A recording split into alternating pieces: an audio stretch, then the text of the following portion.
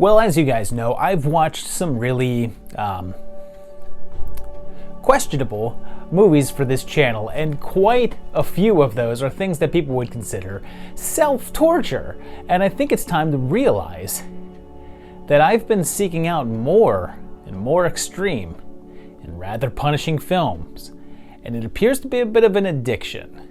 So someone recommended me a substitute.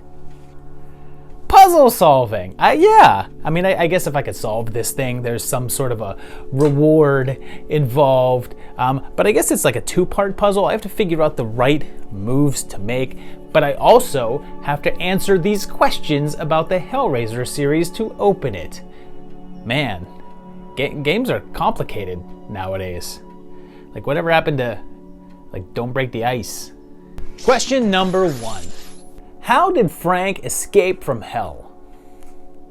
In the first film, the main antagonist isn't a cenobite at all, really. It's Frank, a twisted son of a bitch who's a hedonist and obsessed with both pleasure and pain, and apparently willing to get it any way he can. In the opening of the film, he finds the lament configuration and uses it to call the cenobites, and is given his reward. It's insinuated that he knew what he was getting into, but he wasn't quite prepared for it when the moment finally arrived, since he seemed to be pretty shocked by, well, being torn to shreds. But after he's taken away, he should be in hell, as seen in the later films. So how did he escape? We see the drops of Larry's blood on the floorboards where he died allow him to return to Earth and reform in the most kick-ass way possible. And that seems pretty simple. You'd think that the act of dropping blood onto a location someone was taken would at least happen somewhat more frequently, right? Seems like a pretty easy way to escape hell, doesn't it? And knowing that, why not use it more frequently? Well, it turns out that it's not that easy, because that's not exactly what happened, and Frank didn't actually escape from hell. You see, according to the screenplay, in an early bit of dialogue that wasn't used, it's revealed that the cenobites decided to play with Frank even more than initially thought.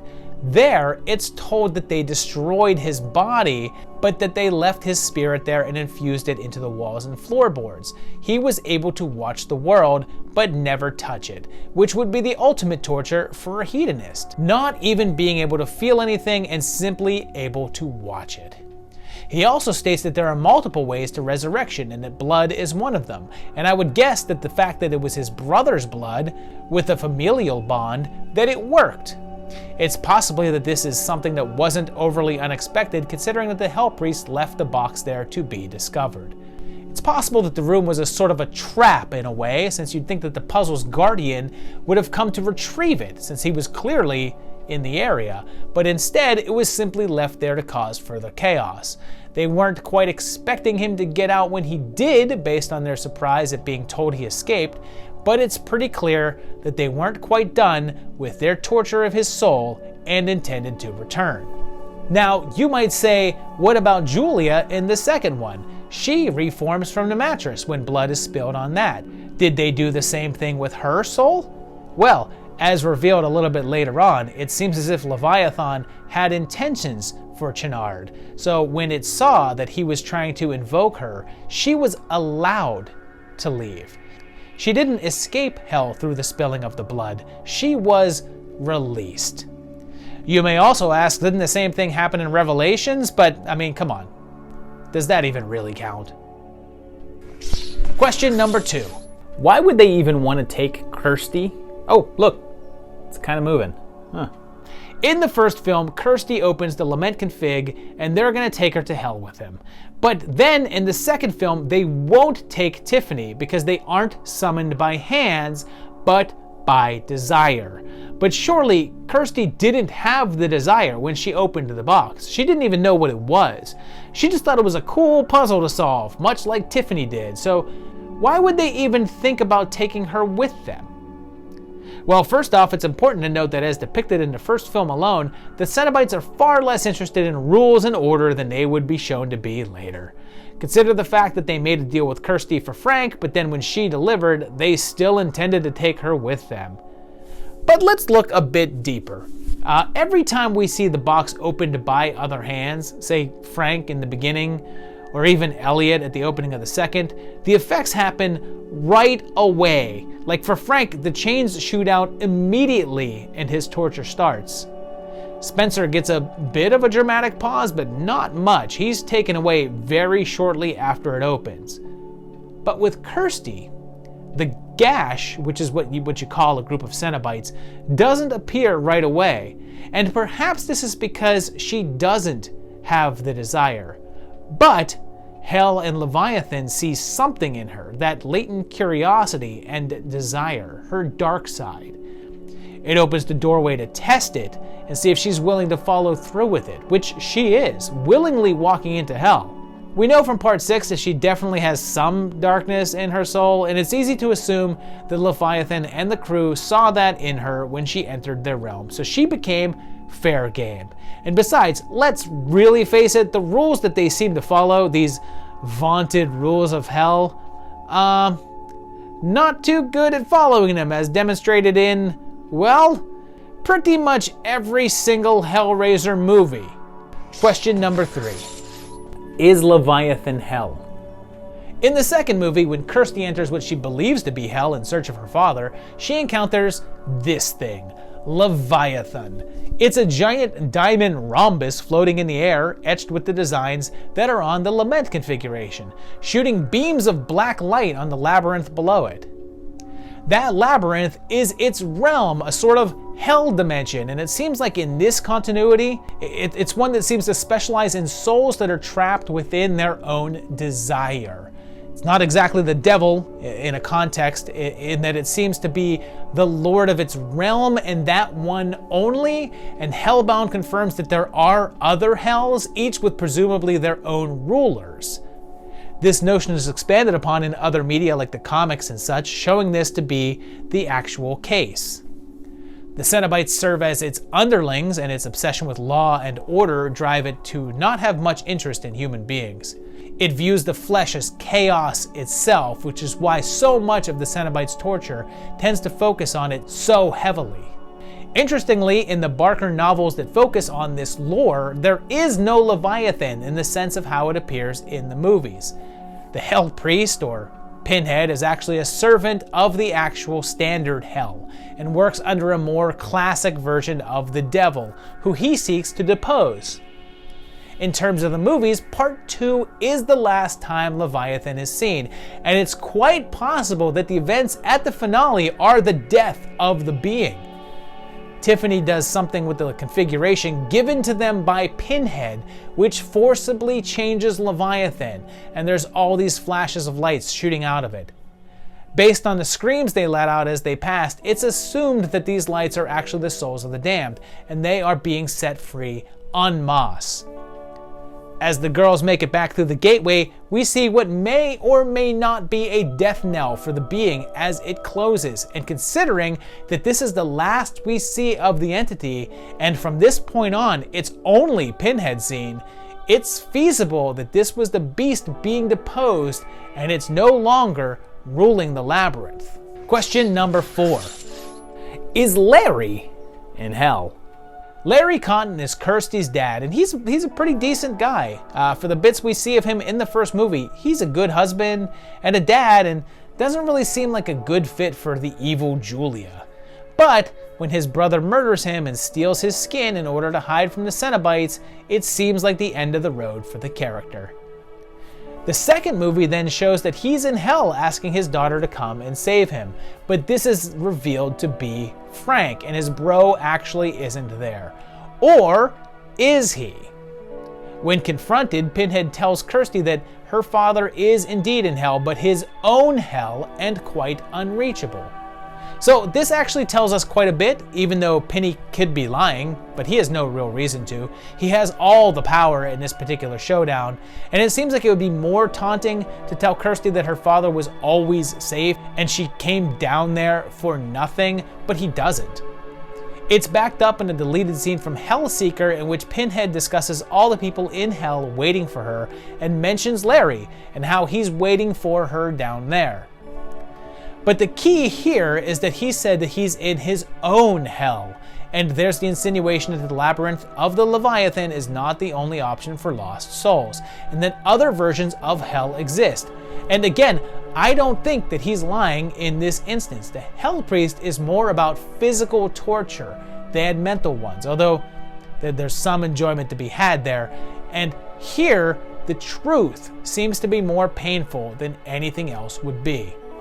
It's also been suggested online that it could simply be a matter of point of view, in which Pinhead himself simply sees heaven as another form of hell, and he's just unable to discern the difference between the concepts because to him, the labyrinth is heaven.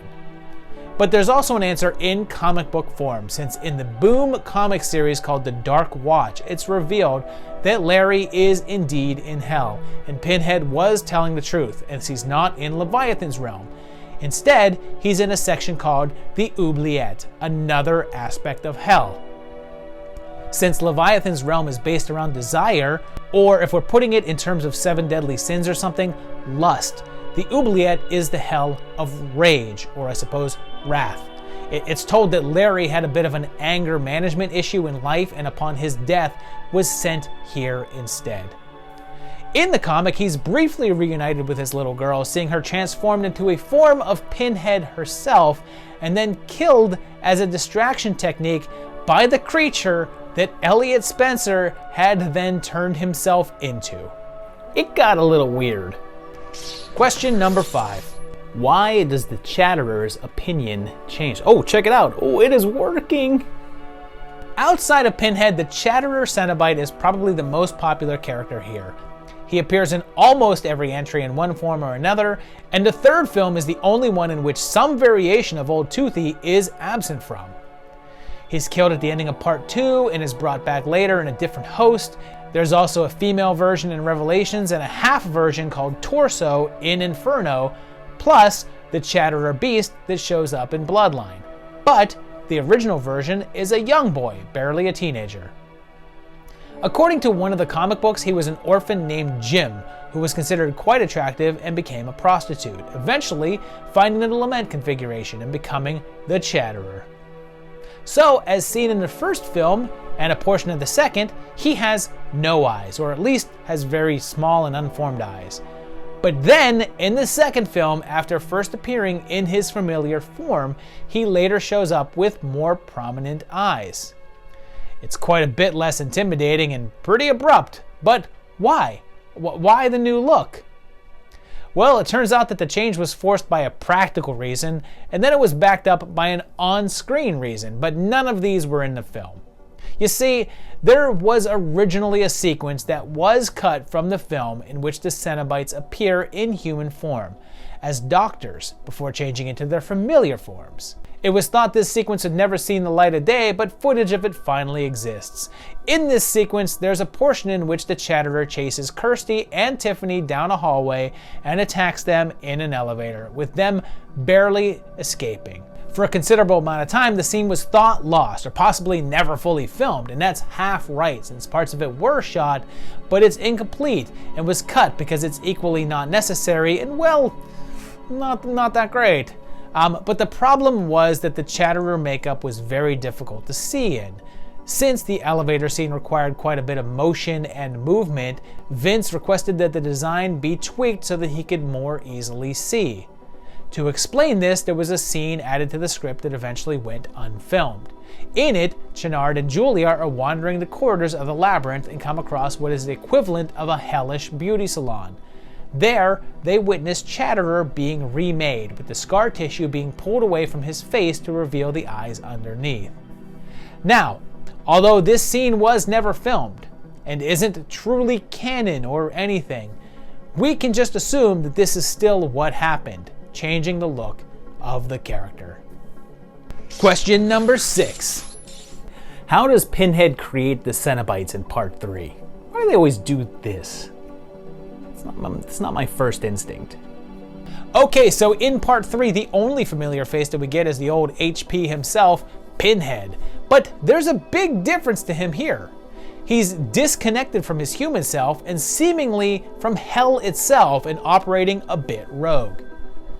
Part 2 ended with him seemingly executed by an offshoot of Leviathan by something controlled by the entity itself and possibly exiled into Earth as a part of the statue thing. Literally any way you look at it, he's on the boss's bad side. And then all throughout this film acts in a manner that I imagine would displease the God of Order. Dude is just breaking all the rules and acting out however he wants, going against their pretty strict guidelines from the previous films. And yes, I know that them following those guidelines was a little if you know what I mean, but compared to his actions here, they were by the book.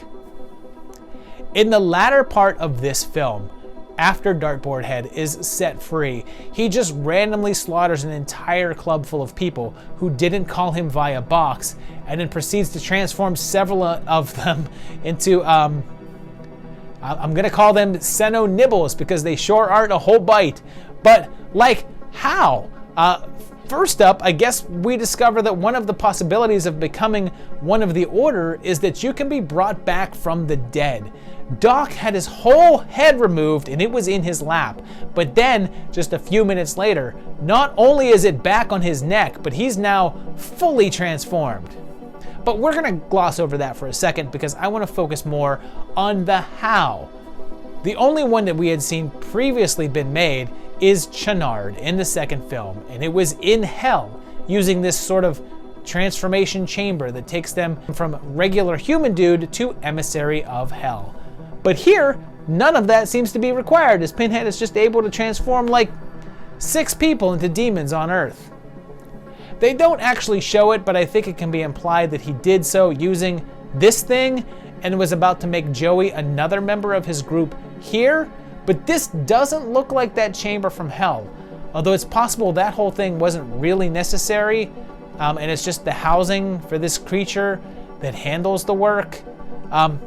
Okay, but here's where it gets weird. You'd assume that that would be a Leviathan thing, the whole cenobite transformation thing, and a function of the labyrinth, but this seems to show that Pinhead can summon these creatures from Hell in order to do this work. But why would Leviathan allow that? Why would he still let the exiled Hell Priest still have that ability and access to the powers of Hell? And my guess is that this is confirmation that the folding of the Leviathan at the ending of part 2 actually is it being destroyed, or at least greatly weakened. This can also be shown by Pinhead's behavior in general. Sure, it's likely because he's split from his Spencer half, but it's also because the orderly attentions of the beast is no longer there. The boss is out, so Pins has nothing down there keeping him in line. He knows this pretty early on, which is how he not only knows that he has access to the tools to build his army, but also that there's no one in a position of authority to challenge him. Because come on, do you think that the Lord of Order would look and see one of his ambassadors just doing as he pleases and breaking their rules and not intervene if it could? Nope, this was just showing that when the two halves merge at the end and the leather one is sent down below, he returns to an abandoned realm where he can quickly exert his dominance, and the later films seem to show him in a greater position of power from this. Question number 7. How could Pinhead have known Angelique? Oh, alright, I think I almost got it. Hellraiser 4, or Hellraiser Bloodline, is told over 3 separate time periods, like an anthology. The first segment details the origins of the lament configuration at the hands of toymaker Philip Le Marchand, and it's used to call forth a demon named Angelique. Note that she does not take on the look of a standard cenobite here, and is probably more in line with what you would think of for a demon in a human body. This segment takes place in 1796, but then it jumps ahead 200 years to 1996, and when the she-demon opens another portal of hell, the head of Pins strolls through and immediately recognizes her. Angelique. She remarks that he seems to have changed, and then it's said that hell is now more ordered since her time, but how is that possible? The Hell Priest is Elliot Spencer, who was a soldier in World War I. It's said that he found the box in the 1920s, although it never says that in the films themselves, but his role in the First World War means that the absolute earliest that he could have been given the job would have been 1914, so it's impossible that he would have encountered Angelique before. It's been suggested that the concept of Pinhead is just that, a concept, and that he's essentially a timeless entity inhabiting Spencer's body. But I think it's actually a touch cleaner than that. Let's look at their interaction. When he first appears, he recognizes her instantly, saying her name. But that doesn't necessarily mean that he's met her before. It simply implies that she's known in hell. I've never met Shaq before, but if I walked into a room and saw him, I'd be all like, Shaq. And that don't mean that we've ever hung out before. But then she walks up to him and says, and this is important, Things seem to have changed. Not you have changed, things. She recognizes that this guy is now the representative of hell and that he looks quite different than the style of ambassador that she's dealt with before. She shows no signs of recognizing him as a person or entity, just that his manner of appearance is not what she's expecting.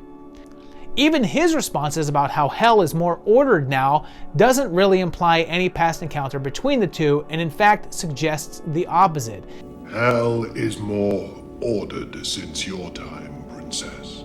He says your time, not like the old days or something. It was her time, suggesting it wasn't his, because he wasn't there. Now, this vaguely suggests that all of hell is like the labyrinth, but that's not what we discussed earlier, and this doesn't disprove that, since it can be implied that hell used to be more unified, and the structural division of having different hells is a more recent development. Or it could simply be that Leviathan's realm expanded and took hers over, and the fact that Pinhead is able to convert her and turn her into a more traditional cenobite when she was considered a princess of hell, a seemingly high-ranking position, also seems to show that he's much more powerful now. Again, pointing to a far weakened Leviathan after part 2 and a bigger role for the Hell Priest. Question number 8. Was Inferno always intended as a Hellraiser film? One of the more commonly known facts about the later Hellraiser sequels is that most of them were never intended to be Hellraiser movies. They were existing scripts that were purchased and then had a few elements shoved in there to make it fit the series.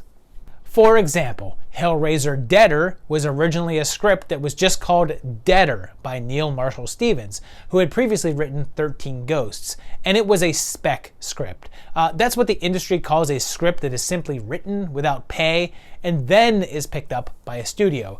If you hire me to write a script, that's not spec, but if I'm just sitting here with a couple of things that I wrote to maybe sell to someone later on, that's a spec script. I have a couple that I'm sitting on if anyone out there is interested in purchasing. Bob Weinstein took that script, bought it, and then hired another writer to add in the Hellraiser elements and make it a part of the franchise. Hellworld is like this as well, as was Hellseeker. But what about Inferno? I mean, it sure seems like it because Pinhead and the other new cenobites play such a very small part in the film, and our Hell Priest even acts completely different to how he normally would. He takes on the guise of a human in order to play mind games with someone and do more of a mental torture, which really doesn't fit with anything we've seen him do before. So it stands to reason that it's because it was never Pinhead in the first place. I mean, alter that scene to have Pinhead revealed to simply be the engineer character that we heard about earlier, and tweak the look of the Wire Twins and torso, and this could very simply be a separate film. In fact, if you made those changes and then asked someone what franchise it could be a part of, I would think that most people wouldn't even say Hellraiser. For this reason, most folks considered it to just be like the others, just another script with the main villain being the engineer instead of Pinhead. Douglas Bradley helped to stoke this thought, flat out stating that it was a script that wasn't intended for Hellraiser, that was rewritten into one. However, since then, writers Scott Derrickson and Paul Harris Boardman have denied this and said that the film was originally pitched as a Hellraiser movie and was always intended as one. So is that true? Well, it's hard to say, but let's look at what we know. We know that the Weinsteins were looking to make another movie, and they wanted it to be relatively inexpensive. And they came across this script by the duo.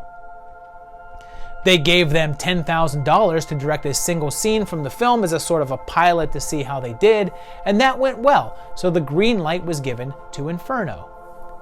So it sure seems like the script was always meant to be Hellraiser then, right? But I mean, if so, then it sure is kind of weird that the Hellraiser-y stuff is such a small part of it, and so different from what we've seen.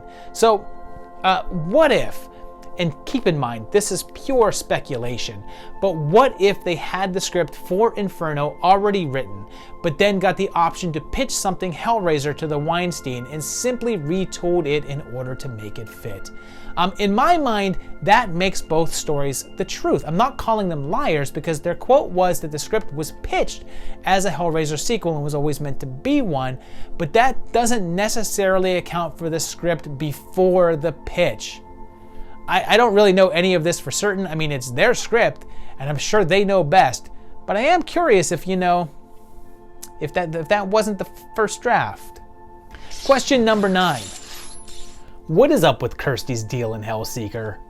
Okay, bear with me here because I'm not just working with bad writing here, because it's less of a case of bad writing and more of a case of shoehorned writing, since this script was never meant to have Kirsty in the first place, and her role here was added in after the fact, and the existing character was altered to include her. So if her actions don't really make sense, that's why. But we find out that after the events of part 2, she's gotten married to Trevor, and their marriage is rocky, to say the least.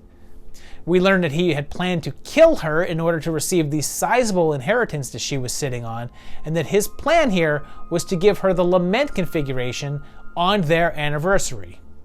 She does, for some reason, and goes to hell, where she once again encounters Pinhead.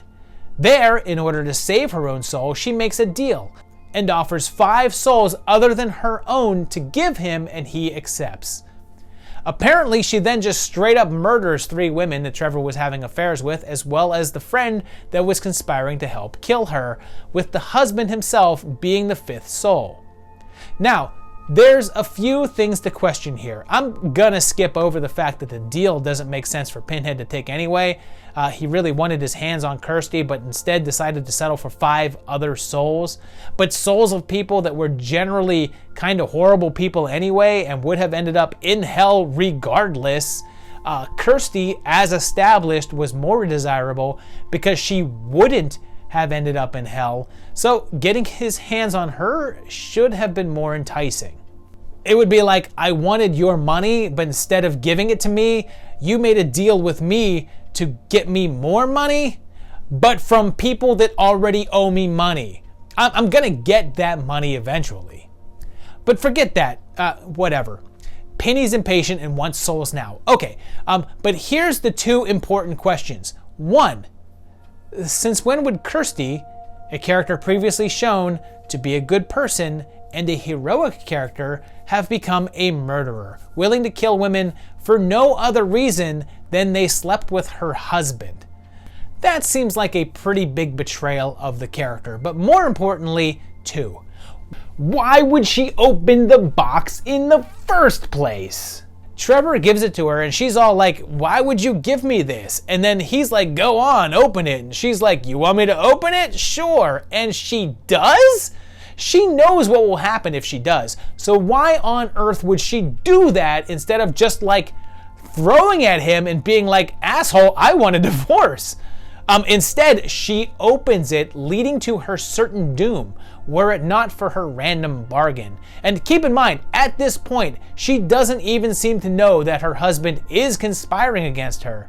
So she's just deciding to kill 5 other people and damn their souls with no plan.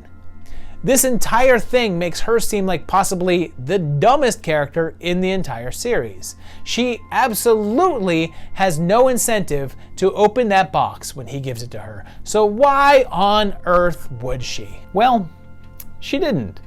Keep in mind, this entire movie is what Trevor is experiencing in hell. The very first scene of the film is the car crash, and as we find out later, it's not even how the events went down. So everything in the movie is suspect and is merely things that Pinhead is showing to Trevor in order to torture him, both physically and mentally. We have no verification that Kirsty ever opened the box or that she killed anyone. Even the deal with the cenobites could merely be a construct to fool him. We know from the ending bit that these things are true. Trevor has been shot, and several other people are dead. Kirsty tells the police that he shot himself, which contradicts what the Hell Priest says happened, but again, it's the word of a torturous demon versus a character that has previously been shown to be a pretty well-intentioned person. Sure, time has passed and it's possible that she's been corrupted by then, but based on the idea that I don't think she would ever open the box in the first place, I don't see the deal with Pinhead being a reality. And without that deal, I also can't see her just up and killing a bunch of people like a murderer. So my take on what happened here is that Trevor never even gave her the box. He had planned to kill her, like was said, had conspirators, and got his hands on the box, but was a bit impatient and went ahead and opened it himself. Of course, the cenobites came after him and the people that were with him, resulting in the other deaths, and the guilt of the act and the idea that they were still after him caused him to commit suicide. Nothing about that is contradicted by the ending scene. The only thing in the entire movie we can accept as reality. We can presume that Kirsty is telling the truth about the events and that her reaction to being shown the box is just genuine terror with being confronted by the thing that she's been avoiding all this time. Question number 10. Last one. What are all the cenobites in the film? And this is my last piece right here. Okay, so there's a bunch of cenobites throughout these movies, some more prominent than others, so let's check them, shall we? First off, we have the main set from the first film, the most notorious of the bunch. Obviously, we have the Hell Priest, Pinhead leading the way. There's also the second most recognized member, the Chatterer, the heavyset Butterball, and the female cenobite, sometimes known as Deep Throat. There's also the engineer creature, which I guess is debatable whether it's considered an actual cenobite or not, or just like a demon or creature of hell, but it's there too.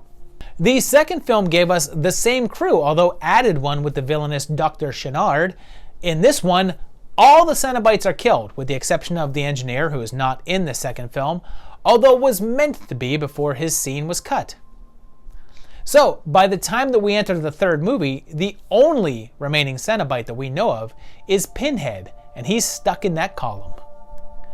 Part 3 introduces some doozies, like Barbie, the bartender one, Camera Head, the one with the camera in his head, CD Head, like someone just like putting head at the ending of other words, Dreamer with the cigarette in her neck, and Piston Head, told ya.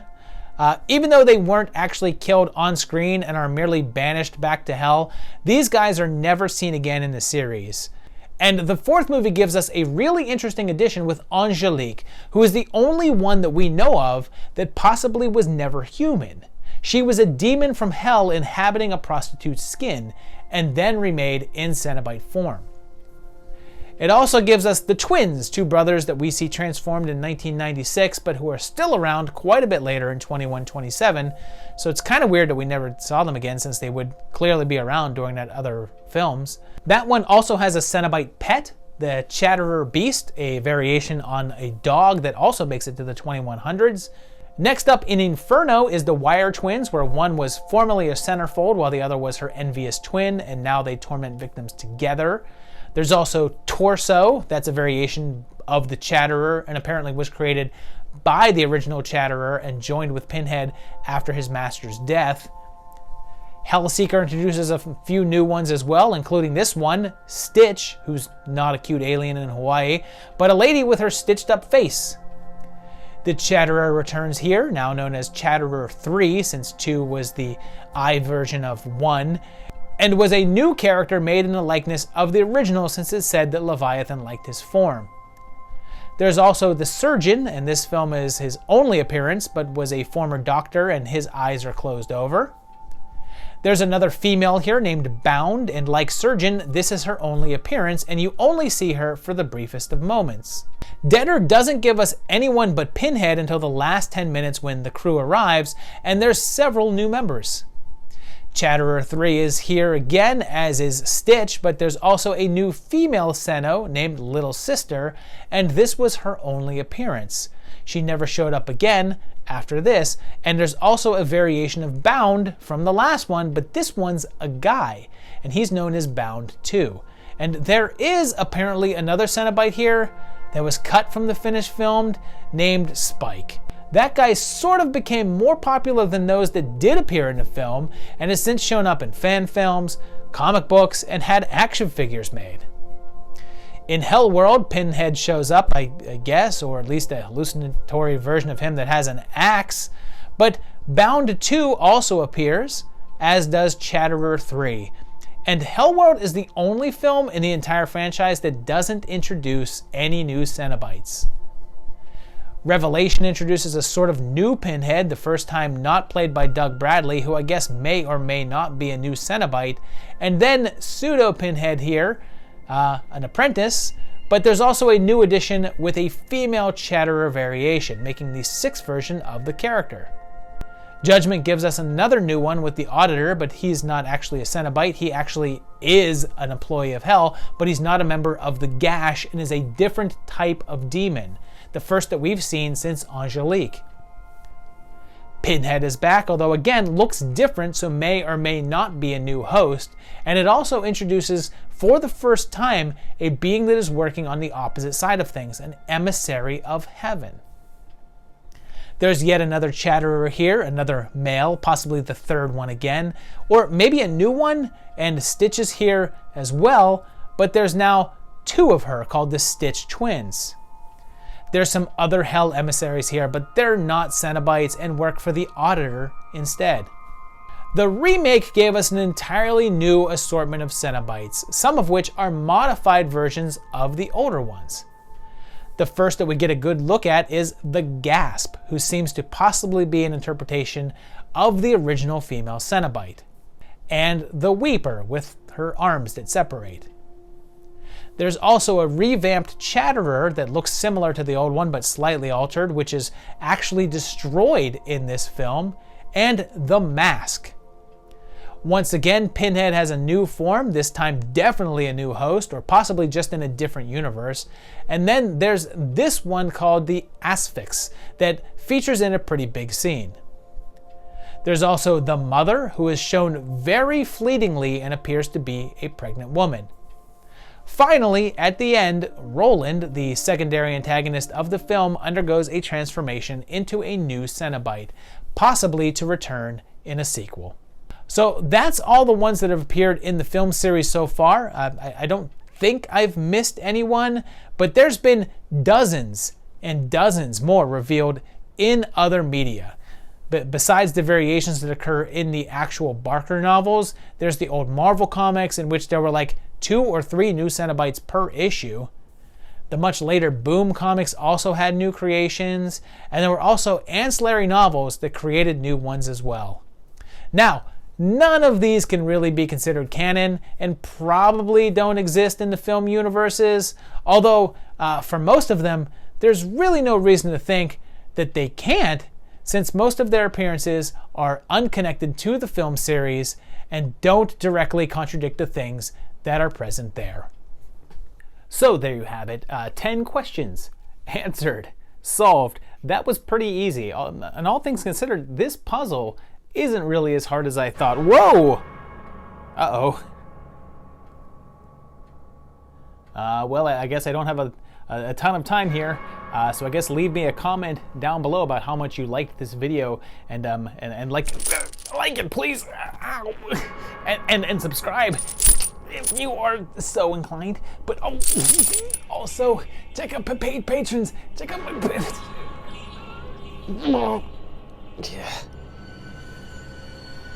Jerry wept.